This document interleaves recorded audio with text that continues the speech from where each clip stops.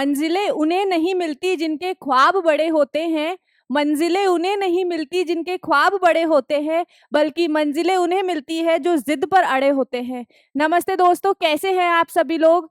मैं जिज्ञासा बहुत बहुत स्वागत करती हूं आप सभी का आशीष सिंह लेक्चर्स के अंदर। और मंजिल तक पहुंचने के जज्बे के साथ में आइए शुरू करते हैं हम आज का हमारा लेक्चर, जिसमें हम स्टार्ट करने जा रहे हैं साइंस बुक का चैप्टर 1, जो है हमारे आसपास के पदार्थ।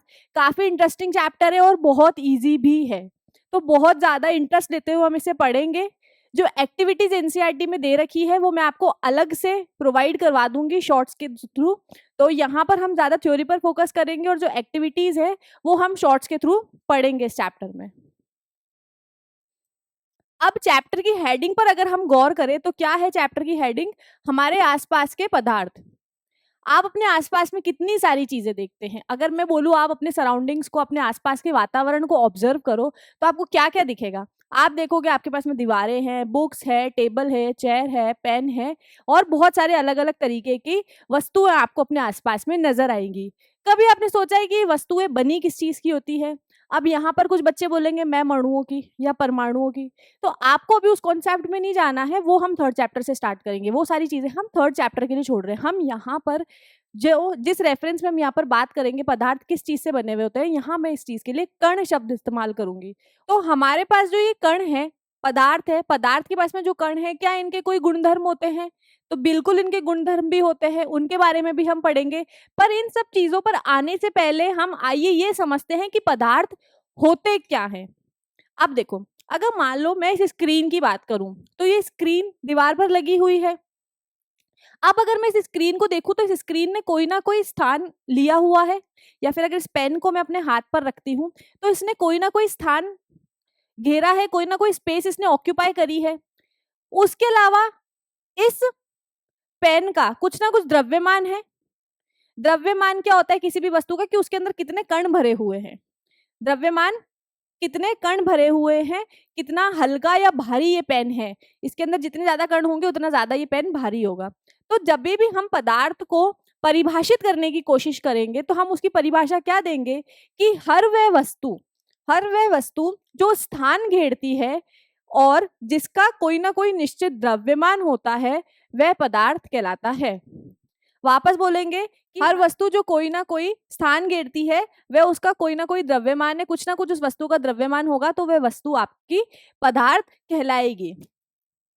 आगे चलते हैं नेक्स्ट स्लाइड पे। हमारे आसपास के पदार्थ, जिसमें हम आसपास के पदार्थों में क्या क्या देखते हैं, हम आसपास के पदार्थों की अवस्था। इस चैप्टर में हम मेजरली क्या पढ़ने वाले हैं, ये उस चीज का रिवीजन दिया गया है कि इस चैप्टर में हम पढ़ेंगे क्या, तो वो भी देख लेते हैं कि इस चैप्टर में हम पदार्थ पढ़ेंगे कि पदार्थ क्या होता है, पदार्थ की अवस्थाएं पढ़ेंगे, ठोस पदार्थ की ठोस अवस्था के बारे में पढ़ेंगे, द्रव अवस्था के बारे में पढ़ेंगे, गैसीय अवस्था के बारे में पढ़ेंगे। और अगर हम इन पदार्थों का तापमान बढ़ाते हैं या घटाते हैं तो पदार्थों की अवस्थाओं पर क्या असर पड़ता है। उसके अलावा दबाव के बारे में पढ़ेंगे और वाष्पीकरण के बारे में इस चैप्टर में हम पढ़ेंगे। अब आप अपने आसपास के पदार्थों में देखते हो, देखो बादल दिखता है आपको, आग दिखती है, या फिर कोई भी एक्सप्लोजन का फोटो दिया है, यहाँ पर बर्नर दिया हुआ है, एक गैस सिलेंडर दिया है, कप दिया हुआ है, टी शर्ट दिया है, बुक दिया हुआ है, टैप दिया हुआ है जिसमें से पानी निकल रहा है। तो ये सारी जो चीजें हैं ये पदार्थ की श्रेणी में आ रही है। विश्व में प्रत्येक वस्तु जिस सामग्री से बनी है उसे पदार्थ बोलते हैं। कि दुनिया में हर चीज जो बनी हुई है वो किससे बनी हुई है, दुनिया में जो हर चीज एग्जिस्ट कर रही है हम उसे क्या बोलते हैं कि वो एक पदार्थ है। कुछ भी अगर एग्जिस्ट कर रहा है ना तो वो पदार्थ है। अगर मैं एग्जिस्ट कर रही हूँ ना तो मैं भी एक पदार्थ हो गई, पेन भी एक पदार्थ हो गया। और हमारे आसपास में विद्यमान में हर वस्तु में पदार्थ है, और हमारे आसपास में जितनी भी चीजें पाई जाती है सबके अंदर पदार्थ होता है। अब इस पदार्थ की परिभाषा क्या है, हम तो ऑलरेडी पढ़ चुके हैं, लेकिन एक बार यहाँ से रीड कर लेते हैं। पदार्थ, यहाँ पर आप लिख सकते हैं कि हर वह वस्तु जो स्थान घेरती है और उसका द्रव्यमान होता है वह पदार्थ कहलाती है। ठीक है, हर वह वस्तु जो स्थान घेरेगी और जिसका कोई ना कोई निश्चित द्रव्यमान होगा वह वस्तु पदार्थ कहलाएगी। अब सवाल ये आता है कि ठीक है, हर वस्तु अगर पदार्थ है तो क्या ऐसी भी कोई चीज है जो पदार्थ नहीं है। तो हाँ, ऐसी भी बहुत सारी चीजें हैं जो पदार्थ नहीं कहलाती है। जैसे खाने की खुशबू आ रही है आपको, खुशबू की बात कर रही हूँ मैं ना, वेपर्स की बात नहीं कर रही हूँ, खुशबू की बात कर रही हूँ। तो किसी भी चीज की सुगंध जो होती है ना, वो तो हमारा सेंस ऑफ फीलिंग है कि हम उसको सूंघ पा रहे हैं, पर वो कोई पदार्थ नहीं होती। या फिर फीलिंग्स हमारी ले लो, गुस्सा आना, प्यार करना, या फिर परेशान होना, चिढ़ना, तो ये सारी चीजें पदार्थ नहीं होती है। क्योंकि अगर मुझे गुस्सा आ रहा है तो क्या मेरा गुस्सा कोई स्थान घेर रहा है? मेरे गुस्से का कोई द्रव्यमान है? नहीं है, आप उसको नाप नहीं सकते हो। तो फीलिंग्स जो होती है, हमारे इमोशंस जो होते हैं, या फिर हमारी भावनाएं जो होती है, वो पदार्थ नहीं होती है। कणों के भौतिक गुण। अब ये जो पदार्थ है किससे मिलकर के बने हुए हैं? कणों से मिलकर के बने हुए। तो हम यहाँ लिख देते हैं कि जो पदार्थ है पदार्थ कणों से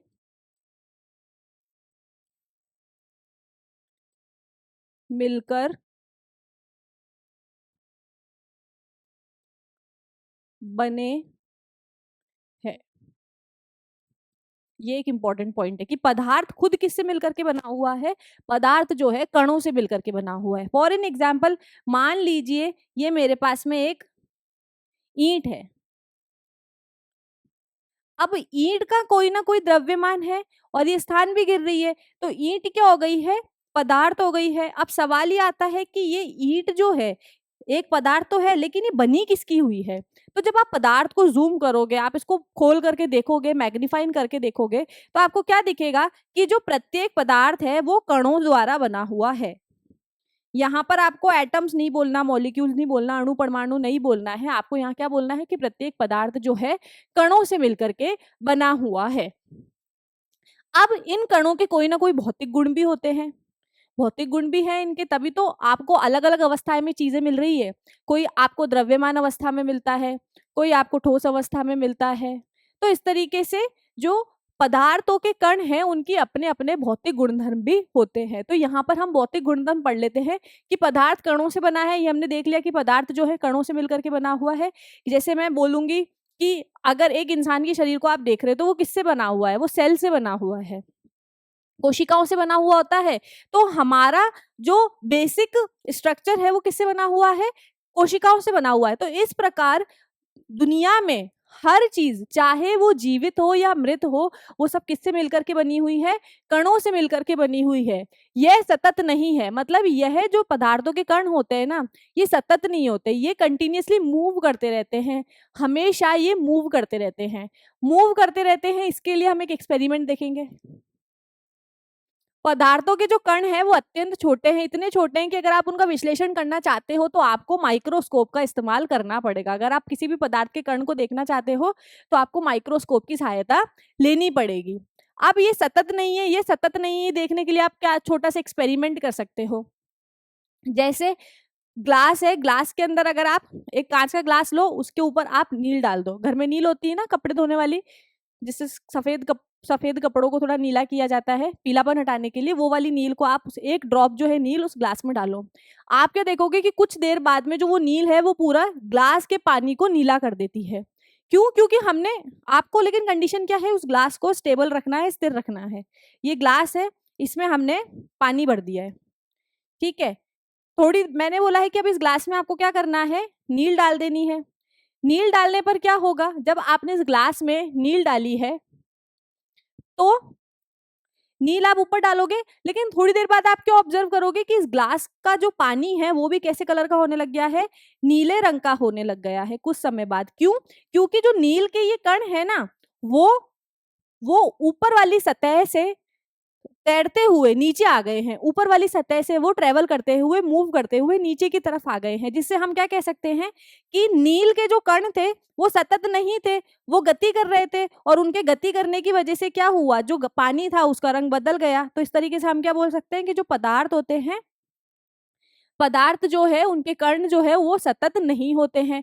तो 3 भौतिक गुणधर्म हमने यहाँ से पदार्थ के क्या याद किए हैं कि पदार्थ कणों से मिलकर के बना हुआ है, पदार्थ के जो कण है वो सतत नहीं है, क्या बोल सकते हैं कि वो हमेशा गतिमान रहते हैं, हमेशा गति करते रहते हैं। तीसरा है कि पदार्थ के कण अत्यंत छोटे हैं। बहुत ही सिंपल पॉइंट है, बिल्कुल रिलेट करके याद करोगे तो याद हो जाएगा। पदार्थ के कणों के अभिलाक्षणिक गुण मतलब हर पदार्थ के जो कण है उसके कुछ ना कुछ गुणधर्म है। अब आप कोई सी भी अवस्था में चले जाओ, ये गुणधर्म आपको सब में देखने को मिलेंगे। तो पहला गुणधर्म क्या है यहाँ पर, अभिलाक्षणिक गुणधर्म क्या है यहाँ का, कि पदार्थ के कण निरंतर गति करते रहते हैं। पदार्थ जो है उनके कण हमेशा हिलते रहेंगे, एक जगह से दूसरी जगह घूमते रहेंगे, गति में रहेंगे, कभी भी ये सतत नहीं रहते हैं। यानी उनके पास गतिज ऊर्जा होती है। गति करने के लिए कभी भी कोई वस्तु अगर गति करती है तो उसके अंदर गतिज ऊर्जा रहती है। बिना गतिज ऊर्जा के कोई भी वस्तु गति नहीं कर सकती है। पदार्थ के कणों के बीच में रिक्त स्थान होता है।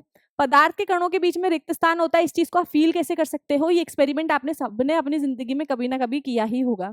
जब आपने हमेशा या फिर कभी ना कभी पानी का ग्लास है उसमें शक्कर या नमक घोला होगा, तो जब आप पानी का ग्लास लेते हैं और उसमें चीनी डालते हैं तो कुछ देर बाद आप उसको स्टर करते हैं, हिलाते हैं।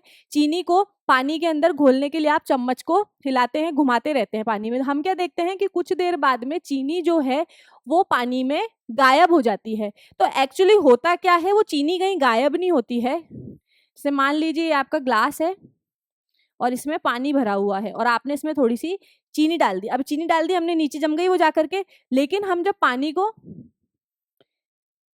को जब हम चम्मच से ऐसे हिलाते रहते हैं, चीनी और पानी को हिलाते हैं, तो ये चीनी क्या करती है, पानी में घुल जाती है। तो एक्चुअली में होता क्या है, पानी के जो कण होते हैं ना उनके बीच में है ना, ये जो कण होते हैं एक दूसरे से कुछ दूर होते हैं, तो इनके बीच में क्या होता है, गैप होता है। पानी के कणों के बीच में क्या होता है, रिक्त स्थान होता है, खाली जगह होती है। यहाँ पे मैं पानी के कण बता रही हूँ, यहाँ पे ये पानी के कण है। तो पानी के जो कण है इनके बीच में क्या है, रिक्त स्थान है। जब मैं चीनी पानी में डालती हूँ और उसको घोलने लगती हूँ पानी में, तो चीनी के कण क्या करते हैं, चीनी के कण पानी के बीच में जो रिक्त स्थान है ना वहां चले जाते हैं। अब यहाँ पर देखो, यहाँ पर खाली जगह दिख रही है ना, इस खाली जगह में क्या होगा, चीनी के जो कण है वो यहाँ आ जाएंगे। ये व्हाइट कलर के चीनी के कण है। तो पानी के कणों के बीच में जो रिक्त स्थान है उसकी जगह किसने ले ली है, चीनी के कणों ने ले ली। और आप क्या बोलते हो कि चीनी पानी में घुल गई है। तो यहाँ से हम क्या देख रहे हैं कि हाँ वाकई में ही पदार्थ के जो कण है उनके बीच में रिक्त स्थान होता है। अगर रिक्त स्थान नहीं होता तो चीनी फिर घुल नहीं पाती पानी में। या फिर आप क्या कह सकते हो कि जो चीनी है वो आपको डिसअपियर नहीं होती, कंप्लीटली गायब नहीं होती, वो आपको दिखाई देती। लेकिन चीनी क्या करती है, पानी के बीच में जो कण है उनकी जगह जाकर के उन कणों के बीच में जो रिक्त स्थान है उसमें जाकर के वो सेटल हो जाती है, बैठ जाती है, या फिर उन रिक्त स्थानों के बीच में जाकर के वो एडजस्ट हो जाती है, जिस वजह से हम कहते हैं कि चीनी पानी में घुल गई है। तो यहाँ से हम देख रहे हैं कि पानी पदार्थों के जो कण हैं उनके बीच में रिक्त स्थान होता है। पदार्थ के कण एक दूसरे को आकर्षित करते हैं। जितने भी पदार्थ है उनके कण एक दूसरे को हमेशा आकर्षित करते हैं। इस चीज को आप कैसे फील कर सकते हो, देखो घर में आपके नल होता है,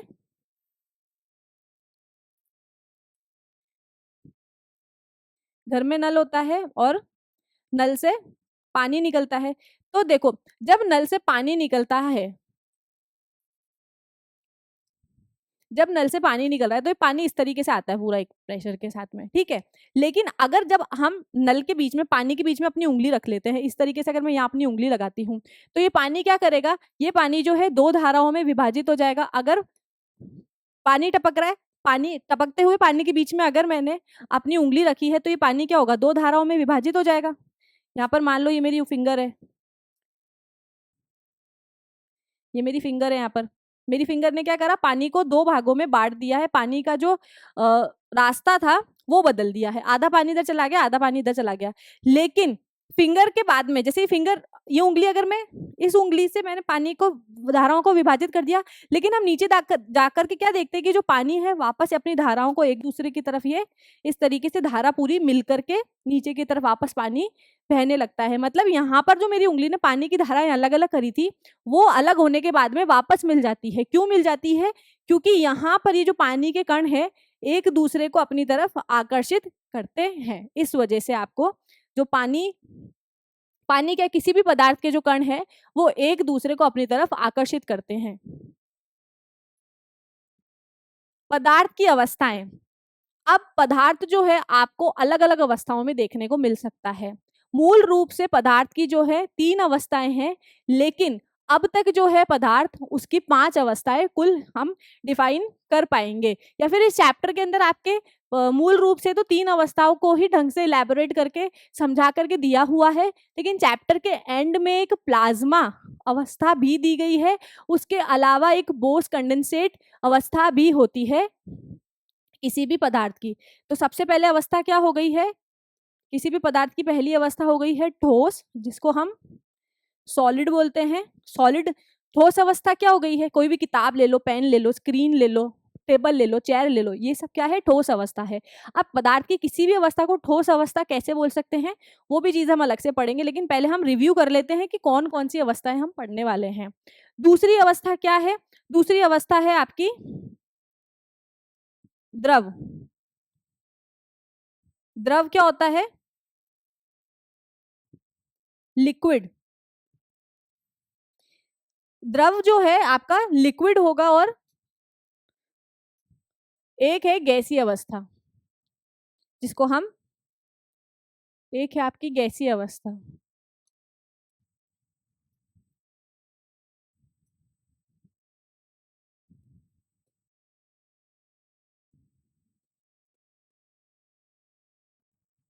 गैसीय अवस्था है जिसको इंग्लिश में गैसेस, गैस स्टेट बोलते हैं, अवस्था को स्टेट बोल देंगे। चौथी है आपकी प्लाज्मा अवस्था, इसके बारे में हम चैप्टर के एंड में पढ़ेंगे अलग से। और पांचवी अवस्था है बोस कंडेंसेट अवस्था, तो ये भी मैं आपको इसके बारे में आइडिया दूंगी कि ये होती क्या है।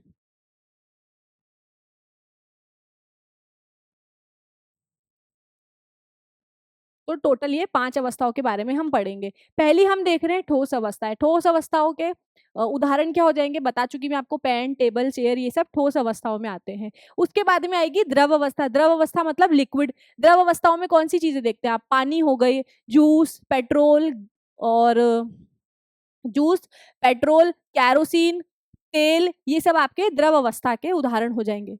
तीसरी है आपके पास में, देखो, ऑलिव ऑयल, शैम्पू, ये सब जो है हमारे द्रव अवस्था के उदाहरण है। और चौथी है गैसीय अवस्था। गैसीय अवस्था में क्या आ जाएगा, जो विभिन्न प्रकार की गैसेस हम हमारे आसपास में देखते हैं, जैसे ऑक्सीजन, या फिर गुब्बारे में जो हवा भरते हैं वो भी गैस का एग्जाम्पल हो जाएगा। एयरगन गैस, जिसको कंटेनर में भर के रख रखा है। और इस कैटल से भाप बन करके पानी का जो भाप बाहर आ रहा है, ये भी किस अवस्था को दर्शा रहा है, ये भी पदार्थ की गैसीय अवस्था को दर्शा रहा है। हम मानव शरीर के को भी पदार्थ को 3 अवस्थाओं में विभाजित कर सकते हैं। अब यहाँ पर क्या कह रहा है कि अगर मानव शरीर के अंदर, अगर आपसे पूछा जाए कि मानव शरीर के अंदर पदार्थ की कौन कौन सी अवस्थाएं हैं और कहाँ कहाँ पर वो पाई जाती है, तो आप बता सकते हो कि मानव के अंदर जो हड्डियां और दांत है वो किसका उदाहरण है, वो ठोस अवस्था का उदाहरण है। मानव के अंदर जो रक्त बह रहा है वो किसका उदाहरण है, रक्त, और उसके साथ में जो जल बह रहा है वो किसका उदाहरण है, द्रव अवस्था का उदाहरण है। और जब हम सांस लेते हैं तो हम अंदर ऑक्सीजन लेते हैं और छोड़ते क्या है, हम कार्बन डाइऑक्साइड छोड़ते हैं।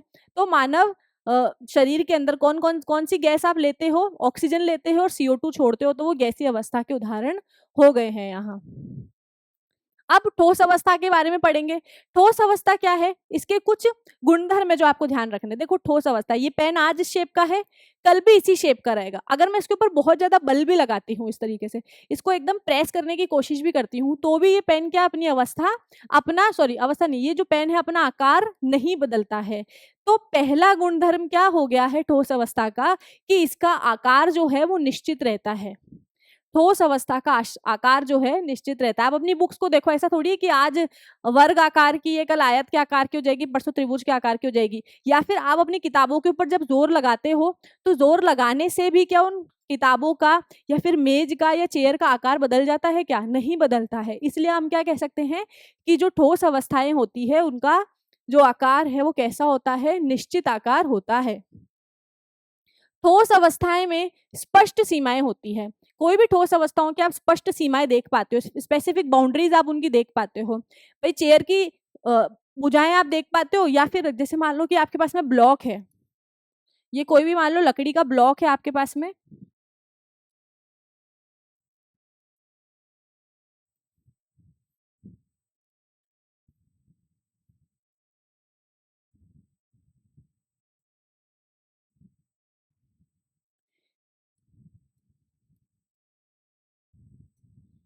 ये लकड़ी का ब्लॉक है, तो आप इसकी सीमाओं को देख पा रहे हो, तभी तो आप इसको इसके बाहरी एनवायरनमेंट से या फिर बाहरी वातावरण से अलग कर पाते हो।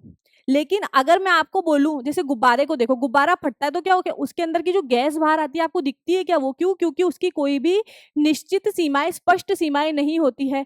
तरल की भी स्पष्ट सीमाएं नहीं होती, बह जाते हैं वो बिल्कुल इस तरीके से, कोई स्पेसिफिक उनकी बाउंड्री नहीं होती। लेकिन जितने भी आप ठोस आकार की अवस्थाओं को देखो, ठोस अवस्थाओं, क्या पदार्थों को देखोगे, तो उनकी जो सीमाएं आपको स्पष्ट रूप से दिखेगी। अगर हम इस फोन की बात करें तो इस फोन की भी आपको स्पष्ट सीमाएं जो है वो दिखाई दे रही है, तभी तो आपको उसका आकार पता चल रहा है कि ये आयत आकार का है। बहुत सारी चीजों का आप एग्जाम्पल देख सकते हो, चेयर का देख सकते हो, अपने बेड का, पलंग का एग्जाम्पल आप देख सकते हो। निश्चित या स्थिर आयतन होता है। इनका आयतन जो है, इनका वॉल्यूम की दिए गए इस पदार्थ का जो आयतन है वो क्या रहेगा? स्थिर रहेगा। यहाँ पर बार बार इनके आयतन में परिवर्तन नहीं होता है। आयतन में, और जो द्रव अवस्थाएं होती है उनके आयतन में भी परिवर्तन नहीं होता है, लेकिन जो गैसीय अवस्थाएं होती है उनके आयतन में परिवर्तन हो जाता है। जैसे कि हमारे पास में ऑक्सीजन गैस है, तो उस ऑक्सीजन गैस को अगर मैं उस रूम में लाऊं ना, तो वो ऑक्सीजन गैस इस पूरे रूम में फैल जाएगी। ठीक है। और अगर इस पूरे रूम में जो ऑक्सीजन गैस है, मैं चाहूँ ना तो उसको एक इतने छोटे से कंटेनर में भी, इतने छोटे से डब्बे में भी बंद कर सकती हूँ। तो यहाँ पर हम क्या देख रहे हैं कि कमरे का आयतन बड़ा है और डब्बे का आयतन छोटा है। तो सेम अमाउंट की गैस को मैं क्या कर सकती हूँ, पूरे कमरे में भी रख सकती हूँ और उसको छोटे से डब्बे में भी बंद कर सकती हूँ। तो वहां पर जो गैसीय अवस्थाएं होती है उनका निश्चित आयतन नहीं होता है। लेकिन जो आपकी ठोस अवस्थाएं हैं, सबका आयतन, जितने भी ठोस अवस्थाएं होती है सबका आयतन निश्चित होगा। दूसरा क्या है, इनकी संपीड्यता नगण्य होती है। मतलब ये इनकी संपीड्यता से क्या मतलब है कि आप इनके ऊपर कितना ही दबाव डाल दो, ये अपना आकार नहीं बदलेंगे। कितना भी दबाव आप इनके ऊपर डाल दो, अपना आकार नहीं बदलेंगे। फिर आपके दिमाग में आएगा कि स्पंज भी तो ठोस अवस्था का उदाहरण है, लेकिन जब हम स्पंज के ऊपर दबाव डालते हैं, बाहरी दबाव हम डाल रहे हैं, तो उसका आकार तो बदल जाता है। लेकिन जब आप उस दबाव को हटाते तो वो वापस अपनी शेप में भी तो आ जाता है, अपना आकार में वापस आ जाता है। फिर रबर बैंड, आप जब रबर बैंड को खींचते हो तो उसका आकार जो है बदल जाता है, लेकिन अपनी बाह्य बल लगाने, जब अपने बाह्य बल उसको हटाते हो तो वापस वो अपने ओरिजिनल आकार में हो जाता है। तो ये संपीड्यता होते हैं। अगर ये अपना आकार बदलेंगे भी तो किस किस रीजन से बदलेंगे, किस कारण बदलेंगे? इनके ऊपर अगर कोई बहुत ज्यादा भारी बल लगाओगे तभी अपना आकार बदलते हैं। लेकिन इनमें कंप्रेसिबिलिटी, संपीड्यता जो होती है वो बहुत ज्यादा देखने को मिलती है। बहुत ही कम ऐसी वस्तु होती है जिनका आकार जो है बदल जाएगा, जैसे स्पंज है, लेकिन वो भी अपना ओरिजिनल आकार जो है बल हटाने के बाद में गेन कर लेता है। ये दृढ़ होते हैं, टफ होते हैं, रिजिड होते हैं, ठोस होते हैं। ये ठोस है ना, ये सॉफ्ट थोड़ी है, ठोस है ये। दूसरी आ गई है द्रव अवस्था। द्रव तरल होते हैं, उनमें बहाव होता है। द्रव कैसे होते हैं? तरल होते हैं, लिक्विड होते हैं और इनमें बहाव होता है। ये बह सकते हैं, अगर पानी को आप गिराते हो तो वो बह जाता है। लेकिन अगर मैं इस पेन को गिराऊंगी तो क्या ये बह जाएगा? नहीं, ये नहीं बहता, ये तरल, ये इनमें पेन में बहाव नहीं है, क्योंकि ये ठोस अवस्था का उदाहरण है। द्रव का कोई स्थिर आकार नहीं होता, द्रव का कोई स्थिर आकार नहीं। आप उसको जिस बर्तन में डालोगे उसका आकार ले लेगा वो, वे बर्तन का आकार लेते हैं। द्रव का निश्चित आयतन होता है, लेकिन इनका आयतन निश्चित है। एक ग्लास पानी को अगर आप बड़े बर्तन में डालोगे ना तो उसकी क्वांटिटी सेम रहेगी। ऐसा नहीं कि वो पूरा जो आपका कंटेनर है या फिर जो बर्तन है वो पूरा फुल हो जाएगा, ऐसा नहीं होगा। द्रव का जो आयतन है वो निश्चित रहता है, गैसों में नहीं रहता है। ठोस का भी आयतन निश्चित होता है और द्रव का भी आयतन निश्चित होता है, लेकिन गैसों का आयतन निश्चित नहीं होता है। द्रव में बहुत कम संपीड़न होता है, इनका संपीड़न बहुत कम होता है। आप इनको कंप्रेस कर सकते हो, इनका दबाव डाल करके आप इनका आकार जो है बदल सकते हो। गैसों में भी बहाव होता है, बह जाती हैं ये। संपीड़न बहुत ज्यादा अधिक होता है, आप इनको कितना भी दबा सकते हो। इसके अलावा क्या है, गैस जो है आप उनको दबा करके लिक्विड अवस्था में भी बदल सकते हो, और ज्यादा दबाव लगाओगे ना आप तो आप उनको ठोस अवस्था में भी बदल सकते हो। वो आगे का टॉपिक है इसी चैप्टर के अंदर। तो इनका संपीड़न बहुत कम होता है, इनके ऊपर, इनको कंप्रेस करा जा सकता है, दबाव दबाव इनके ऊपर डाला जा सकता है। इनकी कोई निश्चित सीमा ही नहीं होती है, कहीं पर भी फैल जाती है ये। कोई निश्चित आकार नहीं होता, जिस बर्तन में डालोगे उसका आकार ले लोगे, कितनी भी फैल जाएगी। इतने से बर्तन में डालोगे तो उसमें भी आ जाएगी, बड़े से बर्तन में डालोगे तो उसका भी आकार ये ले लेती है। कोई निश्चित आयतन नहीं है। मैंने आपको भी छोटे बॉक्स वाला एग्जाम्पल बताया था ना, और इस रूम का एग्जाम्पल दिया था कि इस रूम के अंदर जितनी भी ऑक्सीजन है आप उसको छोटे से डब्बे में भर सकते हो। क्यों? क्योंकि इनका कोई निश्चित आयतन नहीं होता है। तो ये आपकी तीन जो है फिजिकल या आपके जो पदार्थ है उनकी 3 मुख्य अवस्थाएं हो गई है। अब पदार्थ की अवस्थाओं में परिवर्तन, क्या ये पदार्थ की अवस्थाएं एक दूसरे में परिवर्तित हो सकती है? पदार्थ की जो अवस्थाएं हैं वो बदली भी जा सकती है, पदार्थ को हम एक अवस्था से दूसरी अवस्था में बदल सकते हैं। तो अगली क्लास में हम यही पढ़ेंगे कि कैसे आप एक पदार्थ की अवस्था को दूसरी अवस्था में बदल सकते हैं। आई होप आपको आज का ये लेक्चर समझ में आया होगा। पढ़ते रहिए और कोई भी डाउट है तो आप मुझे कमेंट करके पूछ सकते हैं। टिल देन बच्चों, बाय बाय, मिलते हैं अगले लेक्चर में।